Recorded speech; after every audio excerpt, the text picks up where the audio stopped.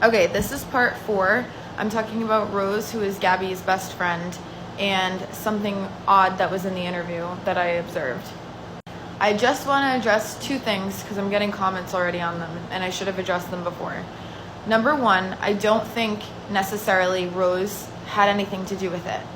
I don't know if she had anything to do with it, but I know from this interview, she must have known that she was dead for her to be talking in the past tense like that before the body was found. 2, I know everyone grieves differently. I totally agree with you on that, especially when someone has been through so many hard times in their life, like very traumatic things. People can sometimes become numb to it and they can't actually even process the emotion. So I totally agree with you guys on that. But let's keep going because this part is the important part. And how soon after you first met her did you cry?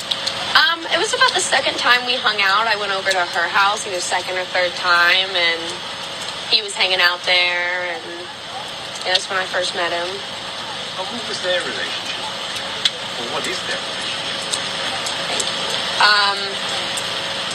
On the outside, he's very charismatic, so it seems very loving. Did you guys just hear the reporter? So the reporter goes, now what was their relationship like? Or what is their relationship like? Almost to like respect that could possibly still be alive. And her eyes shoot up to the left and she processes that she was talking in the past tense that whole time. And then she switches tenses and she starts to acknowledge that Gabby could still be alive. She also starts to talk much slower and starts to put on a sadder voice. What was their relationship? Or what is their relationship? On the outside, he's very charismatic, so it seems very loving, and there's no doubt in my mind that she loves him, and I know that, and from how I've always seen it, he loves her. She loves him. I really think that if the reporter hadn't corrected himself in that moment and she didn't catch on that she was speaking in the past tense, she would have said she loved him. Always seen it, he loves her.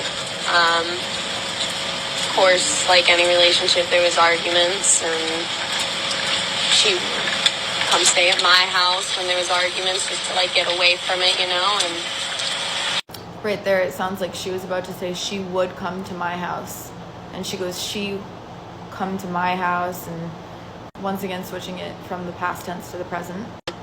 She would come stay at my house when there was arguments just to like get away from it, you know. And I didn't ask most questions because if she wanted to tell me, she could tell me, you know. How many